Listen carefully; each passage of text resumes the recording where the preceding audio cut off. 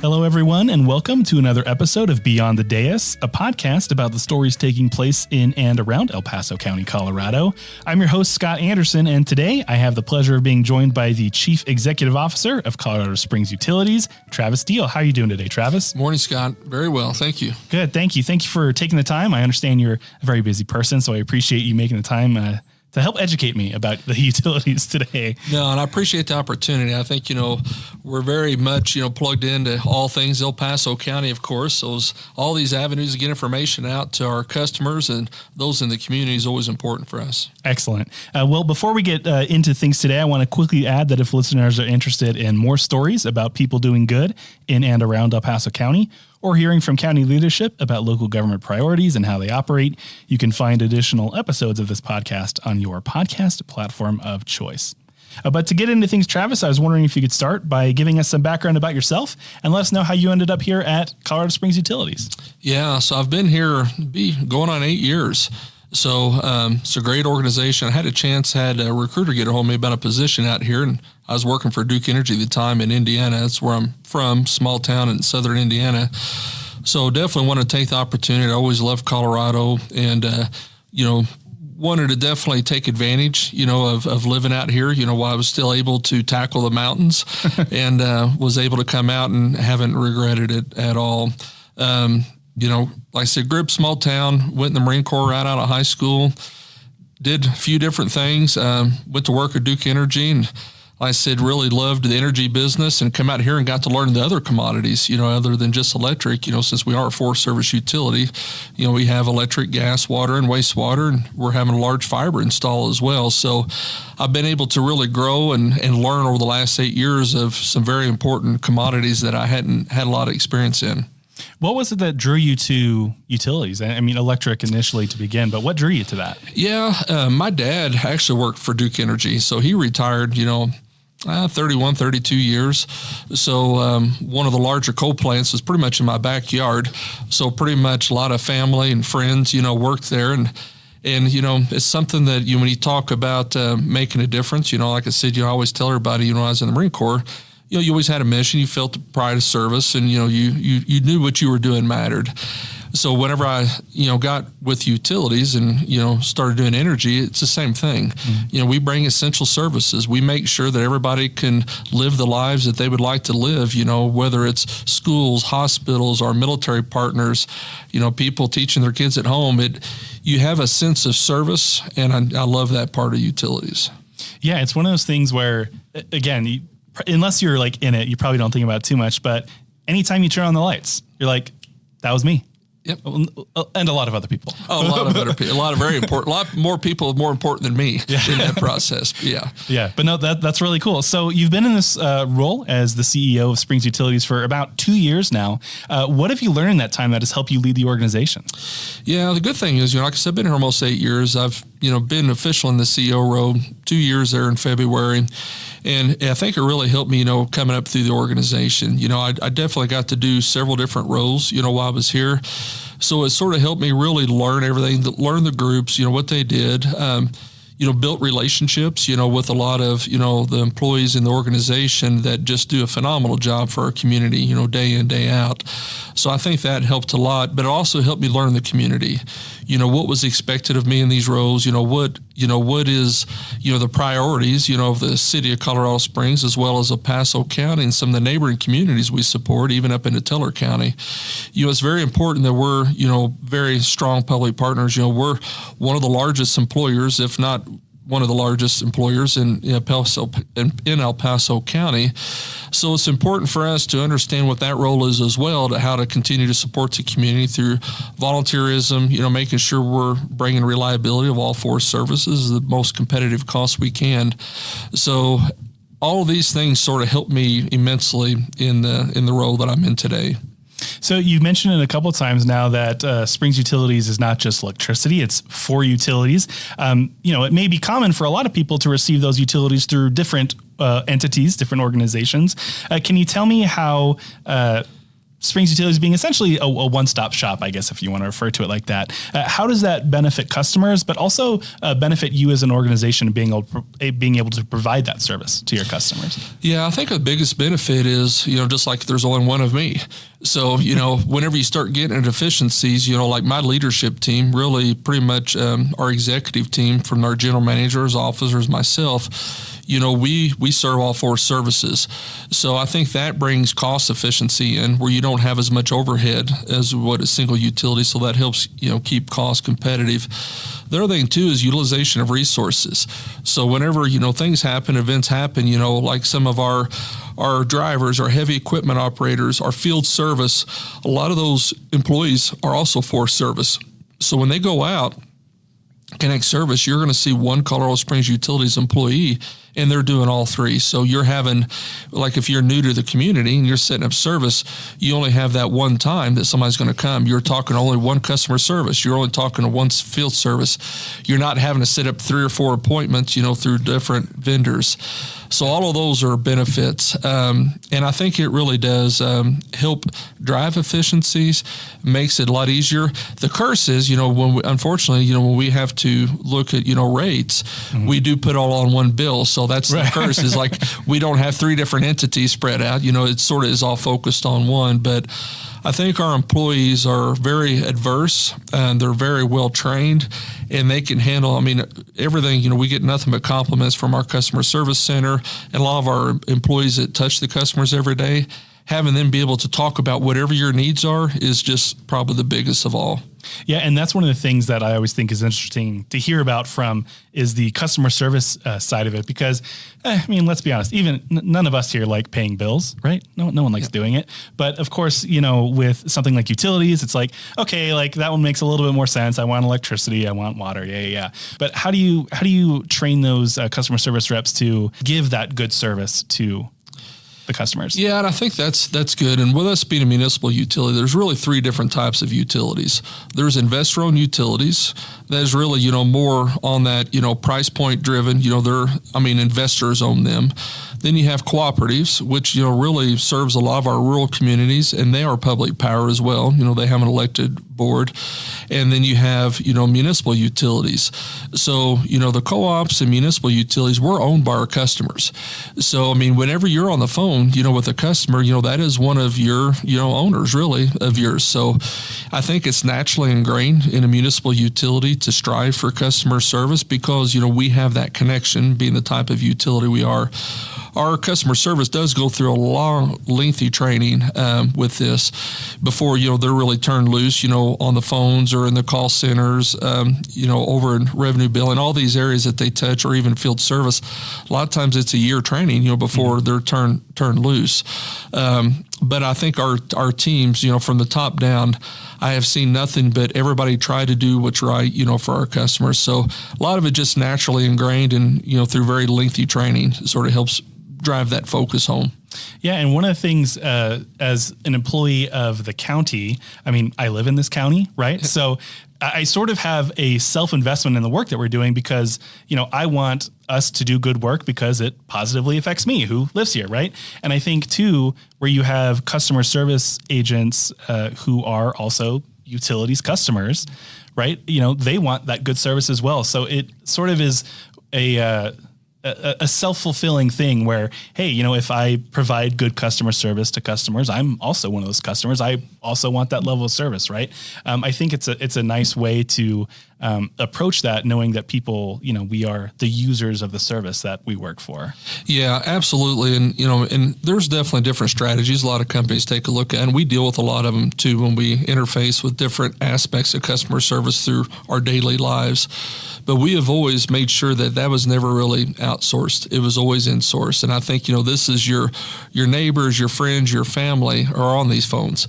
They live in our community. So, when you're talking about an area, they're going to be very familiar with it. And I think that helps us keep that level of customer service up. Yeah, that's great. So some people may not know this. I certainly didn't know it when I first arrived here in Colorado Springs, but the governing board for Springs Utilities is actually made up of members of the Colorado Springs City Council. How does that local oversight benefit not just Springs Utilities, but the customers as well? Yeah. So the way it is, when it goes back, like I said, the type of utilities, some utility, if it's an investor-owned utility, they fall under the Public Utility Commission. So, every customer, since, utilities are monopoly, you can't choose who serves you electric, so with that, everybody really deserves protection, from that. So what that happens is if it's the PUC, if it's investor-owned utility, those are appointed, through the governor. And that's the protection for those customers of investor-owned utility. Our customers get to elect city council. And by de facto, those 9 individuals serve on utility board. So they are the ones electing city council who does approve rates, look at land use items, all of these things. So, that is that connection. Once again, as a municipal utility, you are electing those individuals that make the final decision at city council on a lot of these things that are utilities related. So I think that is a big bonus with it. A lot of it too is, they're coming in with the voice of the customer. So, a lot of these individuals have been Colorado Springs Utilities customers, for many years. So they come in and they're very inquisitive. They ask questions. They're public servants. They're definitely not doing it for the money. They're doing it, to help support the community. So I think all of these things really helps them out immensely. Electing those individuals as city council to represent their districts. There's 6 districts and 3 at large. We have, I've seen them, I've got to work with several different city council members over the years, and the passion that they bring is huge, and they just care. That's why they do the jobs they do. So I wanted to move on to something else. Springs Utilities recently completed something called a 5-year rate case. What exactly is that, and how does it help the organization essentially chart your path forward over the course of the next 5 years? Yeah, and this is something that I definitely want to do. The first year, you're in a row, you're definitely evaluating what can you improve upon. What's these things that helps drive efficiencies, keeps costs down, and those things. And a lot of that is making sure we have a long-term capital strategy, that our projects that once identified as needed, for our community, that we put a funding stream, with those. And that's really with that 5-year rate increase. We're doing some substantial, capital investments over the next 5 years.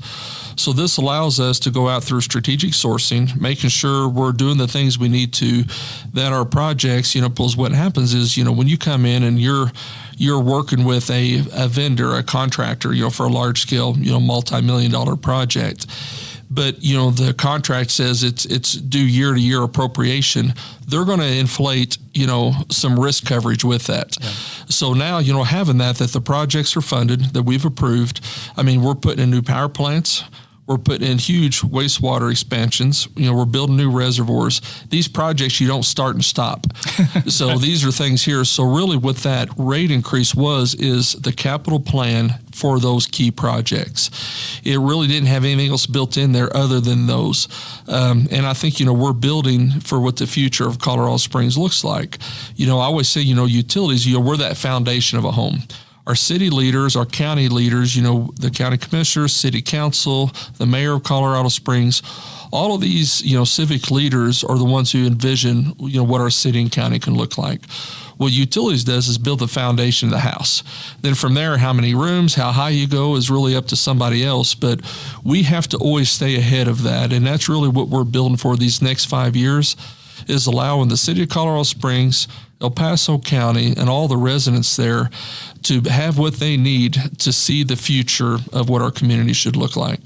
And what does that process look like to determine what the future looks like? Because I don't see a crystal ball in the office, but sometimes it might be hard to determine what are things going to look like 5, 10, 40 years down the road. How do you guys go about that? Yeah, I always say it's a crystal ball with a little bit of axle grease on it. So it's not always as clear as what you would like.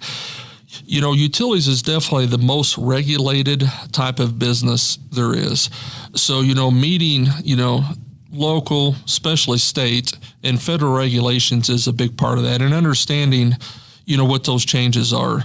We go through elections, key elections every 4 years, whether it's local level, state level, at the federal level.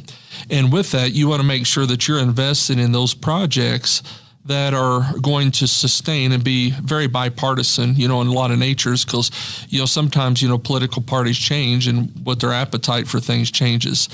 So making sure that you understand, what that roadmap is and that you're investing in the right things that can sort of weather 20 years, 30 years of that is really the chess match that you're playing, most daily. We know we need power. Right now, as a community, we've all got, I'm looking, me and you both have smartwatches. We've got smartphones sitting around there. Some people may have EVs. Some people may be using more data. People are utilizing AI at a higher level, whether it's electric vehicles. We have more residents putting in air conditioning than we didn't used to have in El Paso County, because, as people build new homes, they're moving here from somewhere else and air conditioners. So all of these things are really changing how we utilize electricity. So we have to be able to build for that. So our normal growth is exponential at this point. So we have to be ahead of what that is, and that's really what this plan is. We're building another 400 megawatts, of natural gas generation. We're bringing on more batteries. We're bringing on every type of power that we can to allow for technology to be utilized in different ways than it ever has in our lifetimes. We have to know what those trends are and stay ahead of it. Then when it gets into natural gas, staying ahead of, making sure that you're running a safe gas distribution company and you're doing the things you need to there as well of gas expansion, keeping up with the regulation. Then water is ever changing. We're having to continue to go out and acquire water and do the things we need to and invest in water infrastructure, reservoirs, and we're building a massive wastewater system now.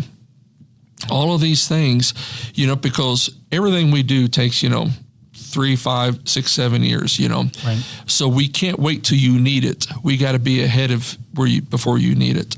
Our customers, our community, our developers, our manufacturing, our military partners, we have to be ahead and really forecast what those needs are. So that's where we're at right in the middle now of we call these integrated resource plans, and you just change the letter in front of it. So right now we're doing electric integrated resource plan and a gas integrated resource plan, water. So that is our long-term 5, 10, 15-year strategies there that takes what those inputs are around technology change, growth, and then we have to plan for that and put those resource plans in place. So just like our community right now is sitting on the shoulders, I always call it, of our ancestors, when it gets into the Colorado Springs area. We had great women and men leaders, over the last, 100 years that envision for what we're using today. The Rampart reservoirs, catamounts, all those were built, years ago that they were able to envision what the community needed and had those infrastructure there. Well, we have to be great for our future, our children, our grandchildren, those moving into the communities in the future. We have to continue to do what our ancestors did for us and have that equipment, infrastructure, resources there for a long term, for the next 100 years. Yeah. And on that note, you mentioned the 400 megawatt generation plant that you're working on right now. This is the Horizon Utility Campus. Is that correct? Correct. Great. So can you tell me more about that project specifically? Because I know it's something that you're planning construction, I believe next year is when that's going to start. And as you mentioned, it takes a few years to put those projects together. But tell me a little bit more about that project specifically. Yeah. So as we're taking a look at, our generation mix, we're continually working with the state. We have to have a very diverse portfolio of generation. We know, physics is still physics. Renewables cannot carry the day alone. You still have to have base load generation. So with that, we're putting in new gas generation that is going to be, dual served. It's going to have high reliability, and it's going to be able to be a fast reacting type of technology, and that helps allow us to meet those increased electric needs. So that's going to be out there at Horizon. We're also looking at, additional battery storage, for the days that we can actually bring some cheap or very low cost renewables in and store it for later use. So we're very diversified in what our energy mix is, and we have to be. The sun doesn't shine every day, and the wind doesn't blow every day, and you got to have, other types of generation, with that. And that's really what this is going to do for our customers, is allow us to have baseload generation that helps supplement, where the state's wanting to go, through the clean energy transition. We have our Nixon coal plant, which is between here and Pueblo in El Paso County. So that's, around 200 megawatts. And we have a plant we call, Front Range. All this is at our Clear Springs Ranch location down there, and that's 500 megawatts. But these plants are aging, so we have to start bringing on generation now as these plants age and become either less reliable or have to be decommissioned at some point. You got to always have that new generation coming online long before the old generation comes off. We're also steadily taking a look at, nuclear. So we've worked a lot, and nuclear is now considered a clean energy resource in the state of Colorado. So we're going to be even looking at nuclear as a long-term potential replacement for some of these assets. So we're always taking a look at, types of generation, the most cost-effective and reliable at the time. And sort of the analogy, not putting all of our eggs in one basket. Right. We definitely want diversification, and Horizon is going to be a big part of that out there. So someone like me who has not really been around utilities, I don't understand a whole lot of what the numbers mean. When you say 400 megawatts for this project, the only thing I think of is 1.21 gigawatts, which will get you to travel back in the past or to the future, back as to it the were. future. That's Good right. movie. But what does 400 megawatts equal if you're trying to boil it down to help someone understand what that looks like? Well, I'll say current. So currently, right now, we have roughly 268,000 electric meters, somewhere through there, roughly. And, what that allows is, those support homes. So currently in our footprint right now, we use about 1,000 megawatts. So all of Colorado Springs and our customers that reach out, and we actually serve outside of the city of Colorado Springs in El Paso and some up to Teller County. So we actually are our footprint's a little bit larger than the city. That uses at max, our peak is around 1,000 megawatts. So if you look at that, we're going to be around, 40%, of that is going to be on top of this. So that tells you it's a pretty big, impactful project. Awesome. I think that actually does a really good job boiling it down and lets me know that we're not quite to time travel yet. But it sounds like we're getting there pretty soon. No, yeah, exactly. a lot of energy. Awesome. So back in November of 2024, the City Council approved a new standard for electric rates for customers known as Energy-Wise rates. Can you explain what that is and how it could benefit residents? Yeah, so Energy-Wise is it's very similar. So those that are current Colorado Springs Utilities customers already have that with water. So we have a different tier water system. And really it's driven, time of year, availability, all these things. And it really shares what the true cost of water is at the time of use. Electric is going to be the same way.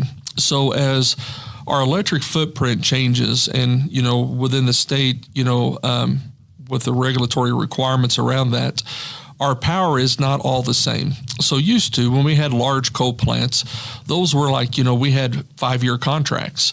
Those, the cost of that was the exact same at 4 o'clock in the afternoon as it was at 4 o'clock in the morning.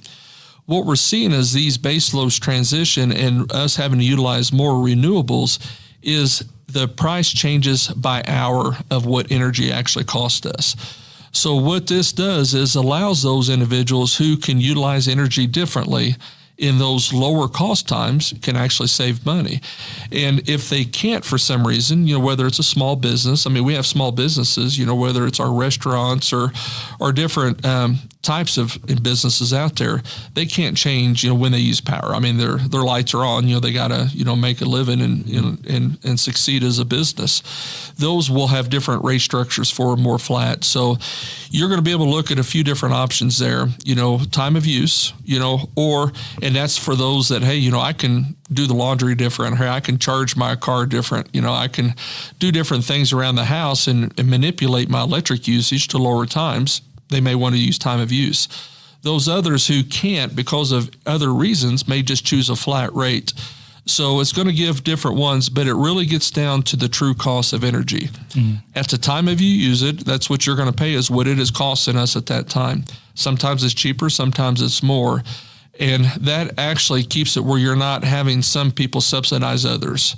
And I think it's the fairest way to do it.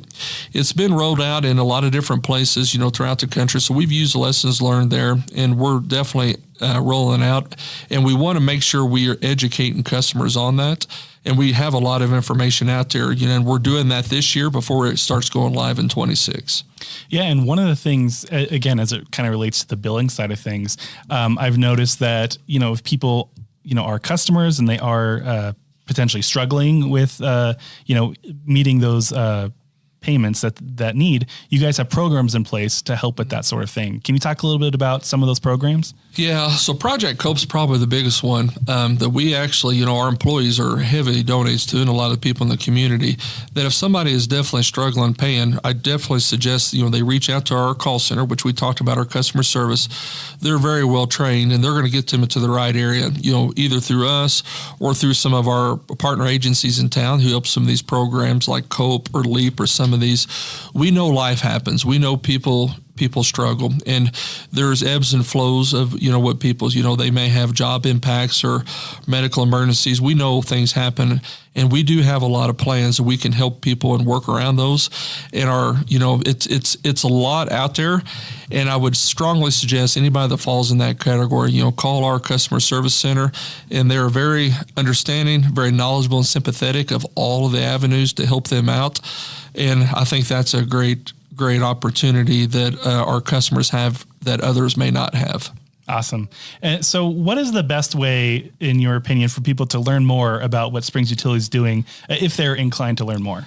We have a great website. It's been constantly evolved, but csu.org is a great avenue.